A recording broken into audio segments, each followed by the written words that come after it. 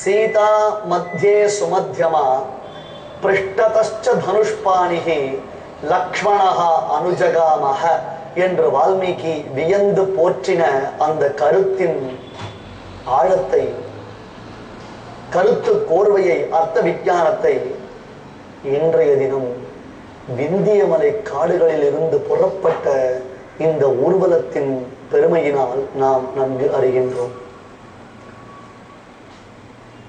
அந்த புருஷன் முன்னே சென்று கொண்டிருக்கிறான். அடுத்தது அவனுடைய மனைவி பின்னால் அவனை தொடர்ந்து வந்து கொண்டிருக்கிறாள். இளையாழ்வார் ராமாயணத்தின் பொருளை சொல்ல சொல்ல சொல்ல அந்த பெண்ணரசிக்கு ஒரு சந்தோஷம் உண்டாயிற்று. உண்மையில் பூர்ண உவகையுடன் அந்த புருஷன் இருந்தால் கூட புருஷனுக்கே இருக்கக்கூடிய காம்பீரியத்தினாலே அதை முழுவதுமாக வெளிக்காண்பித்துக் கொள்ளாமல் இருந்தான். ஆனால் அந்த பெண்மணி அதை வெளிக்காண்பித்து விட்டான். எவ்வளவு தூரம் நடந்திருப்பார்களோ, எவ்வளவு நேரம் நடந்திருப்பார்களோ தெரியவே தெரியாது. அந்தி மாலை பொழுதில் ஆரம்பித்ததான அந்த ஊர்வலம் நடுஜாமம் கடந்தது, இரவு பொழுது வந்தது. இரவு பொழுது எல்லாம் தாண்டி தாண்டி தாண்டி அந்த ஊர்வலம் சென்று கொண்டே இருக்கிறது. குழந்தை பேசுதலில் மனமகிழ்ந்தார்கள் இருவரும். அப்பொழுது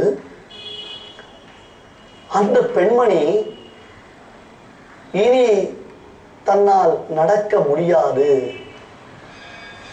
மிகவும் சோர்ந்து களைப்பாக தான் இருக்கிறேன், ஆகையால் தண்ணீர் தாகமாக இருக்கிறது, தனக்கு தண்ணீர் தேவை, எங்காவது தண்ணீர் கிடைத்தால் அந்த தண்ணீரை குடித்து விட்டுத்தான் செல்ல வேண்டும் என்று தீர்மானித்து விட்டாள். ஆயாசமாக ஒரு மரத்தின் அடியில் அவள் அமர்ந்து விட்டாள்.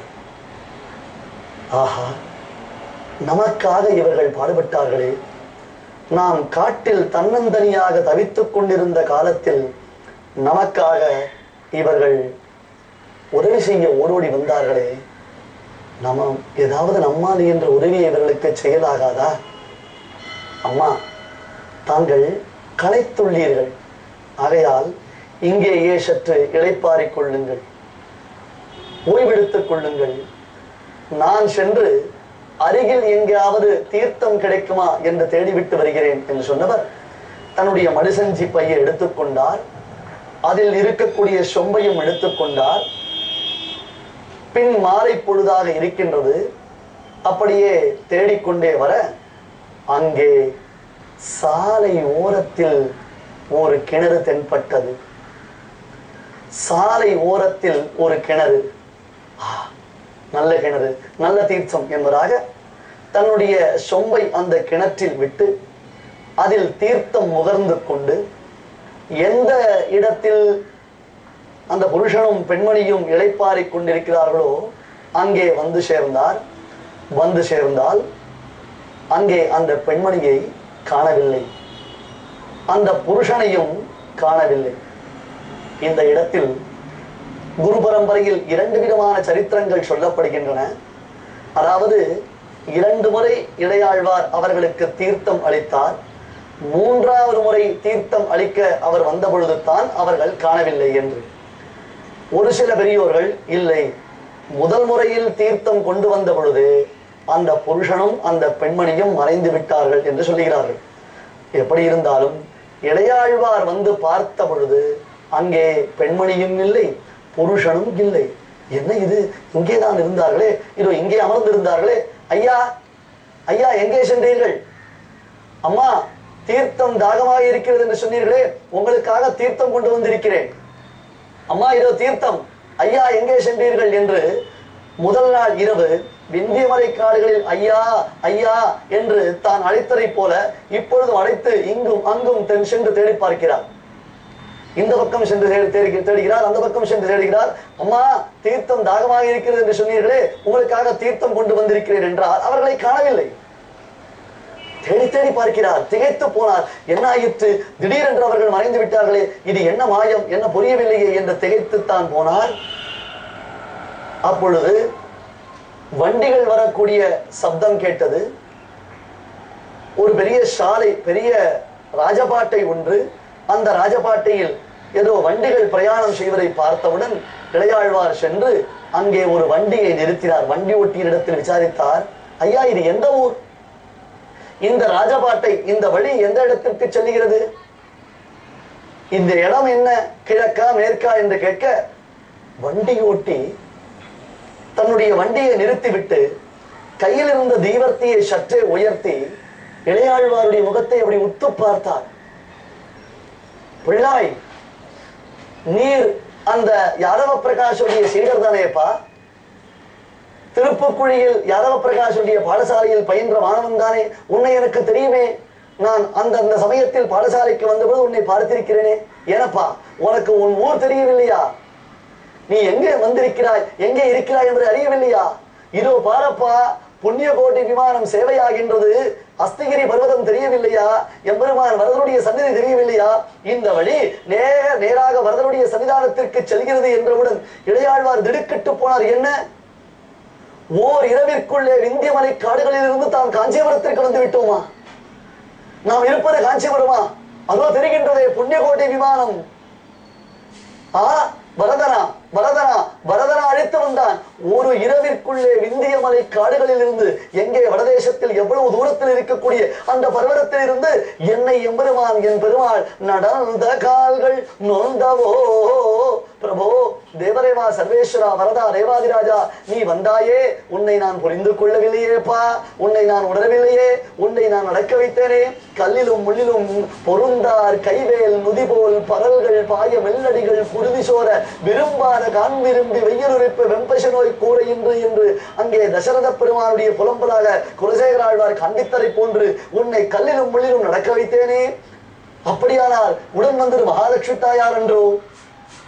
எங்கள் மகாலட்சுமி தாயாரை இப்படி காட்டிலும் மெட்டிலும் நடக்க வைத்தேனே.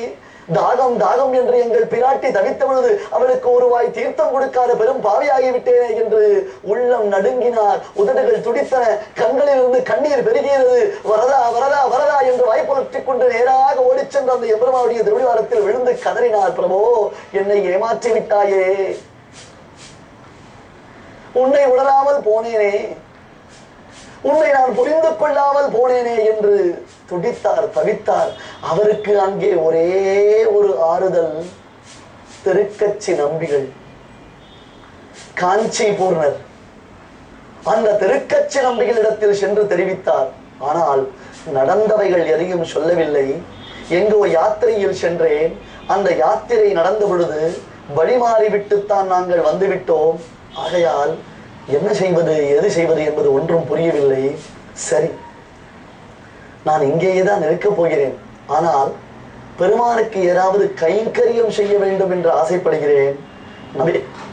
நீங்கள் வரதனிடத்தில் வார்த்தையாடும் வல்லமை பெற்றவராயிற்று. நீர் வரதனிடத்தில் எப்பொழுதும் பேசிக் கொண்டிருப்பீரே. ஆகையாலே பெருமானை கேட்டு சொல்லும், அந்த பெருமானுக்கு நான் என்ன கைங்கரியம் செய்வது என்பதாக. திருக்கச்சி நம்பிகளும் இளையாழ்வாரை ஆஸ்வாசம் செய்துவிட்டு, நீ கவலை கொள்ளாதே, நான் பெருமானை கேட்டுச் சொல்கிறேன் என்று சொன்னவராக, ஒரு நாள் பெருமாளும் பிராட்டியும் ஏகாந்தமாக ஏகோலக்கத்தில் இருந்த பொழுது இளையாழ்வார் ராமானுஷர் ஏதாவது கைங்கரியம் செய்ய வேண்டும் என்று ஆசைப்படுகிறார். என்ன கைங்கரியம் செய்வது கேட்டு சொல்ல சொன்னார் என்றவுடன் பெருமான் தான் வாய் திறக்கவில்லை. வரதன் அங்கே அருகே பார்க்கிறான் பெரிய பிராட்டியார். அவள் சொன்னாளாம், ஓ ராமானுஷரா, அந்த ராமானுஷரிடத்தில் சென்று சொல்லுங்கள். நம்பிகாள், ராமானுஷரிடத்தில் சென்று சொல்லுங்கள், சாலையோரம் ஒரு கிணறு உள்ளதே, அந்த கிணற்றில் இருந்து என் தாகத்தை தணிவிப்ப தினந்தோறும் எனக்கு ஒரு குடம் தீர்த்தம் கொண்டு வந்து சமர்ப்பிக்க சொல்லுங்கள். பரதனுக்கு சாலையோர கிணற்றில் இருந்து தினந்தோறும் ஒரு குடம் தீர்த்தம் கொண்டு வந்து சமர்ப்பிக்க சொல்லுங்கள். சாலையோரத்தில் என்ன கிணறு, என்ன நடந்தது, இது எதுவும் திருக்கச்சி நம்பிகளுக்கு தெரியாது. ஆனால் பிராட்டியும் பெருமானும் சொன்ன வார்த்தையை அப்படியே நேராக வந்து இளையாழ்வாரிடத்தில் சொன்ன மாத்திரத்தில் இளையாழ்வார் கதறினார். அம்மா, தாயே, மகாலட்சுமியே, மங்கள தேவதையே, பெருந்தேவியே, அன்றைய தினத்தில் நீ தாகம் தாகம் என்று தவித்தாயம்மா. நீ தாகம் தாகம் என்று தவித்த பொழுது ஐயோ, நம் பிராட்டியின் தாகத்தை தீர்க்காத பாவியாகி விட்டேனே. அவளுக்கு தீர்த்தம் அளித்து அந்த தாகத்தை தீர்க்காத பாவியாகி விட்டேனே. இரவு முழுவதும் கல்லிலும் முள்ளிலும் காட்டிலும் மேட்டிலும் அந்த திவ்யரம்பதையை எனக்காக நடந்து வரச் செய்தேனே. இவ்வளவு பெரிய பாவத்தை செய்தேனே, நான் என்ன செய்வது என்று ஏங்கி இருக்கும் பொழுது அம்மா, நீ எனக்கு பெரும் பாக்கியத்தை அளித்தாய் என்றோ, நீ எனக்கு ஒரு பெரும் புண்ணியத்தை அளித்தாய் என்றோ. ஆம், உனக்கு இந்த திவ்ய தம்பதிகளான எம்பெருமானுக்கு தினந்தோறும் தீர்த்தத்தை சமர்ப்பிக்கக்கூடிய மாபெரும் பாக்கியத்தை நான் பெற்றேனே. பிரபோ தேவரேவா சர்வேஸ்வரா, நேராக வந்த பொழுது உன்னை நான் உணராமல் போனேன். இப்பொழுது நம்பிகள் வாயிலாக எனக்கு கிடைத்திருக்கிற மாபெரும் பாக்கியத்தை எண்ணி பூரிப்படைகிறேன் என்று சென்று திவ்ய தம்பதிகள் திருவடிகள் தொழுதார், அரற்றினார். தாயே, உன் திருவுள்ளம் இதுவா? உனக்கு நான் அனுதினமும் தீர்த்த கைங்கரியம் செய்ய வேண்டுமா? உனக்கு அனுதினமும் நான் தீர்த்தம் சமர்ப்பிக்க வேண்டுமா என்று பூரித்து போனார். அது முதற்கொண்டு இங்கே சாலை கிணற்றில் இருந்து தினந்தோறும் தேவப்பெருமாளுக்கு திருமஞ்சன தீர்த்தம் இளையாழ்வாரால் சமர்ப்பிக்கப்பட்டது. இல்லை இல்லை, இன்றளவும் இளையாழ்வாரால் சமர்ப்பிக்கப்படுகின்றது. ஆம், பரதன் ஹஸ்திகிரி பர்வதத்தின் மீது அமர்ந்திருக்கக்கூடிய மழை மேகம், அந்த மேகம் தாகத்தால் தவித்தது.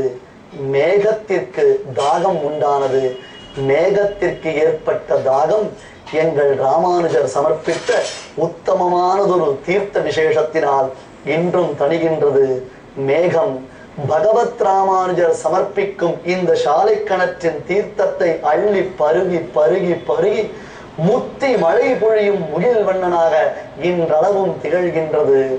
பரதன் என்னும் மேகத்தின் தாகத்தை தவிர்த்த பகவத் ராமானுஜரின் தாழ் பணிகின்றோம். இதனை சுவாமி ஸ்ரீ வேதாந்த தேசிகன் எவ்விதம் வர்ணித்தாரோ அதையும் நாம் பார்க்க போகிறோம். சாலை கிணற்றில் அனுஷ்டான குளத்தில் பகவத் ராமானுஜர் ஒரு இரவிற்குள் விந்தியமலை காடுகளில் இருந்து வந்து சேர்ந்த இந்த புண்ணிய பூமியில் பகவத் ராமானுஜர் சன்னிதானத்தில் அனுஷ்டான குளத்தின் கரையில் உத்தமமான இந்த சரித்திரத்தை உள்ளம் உருகி உரைக்கும் பாக்கியத்தை பெற்றும் உவகை எய்திருக்கிறோம்.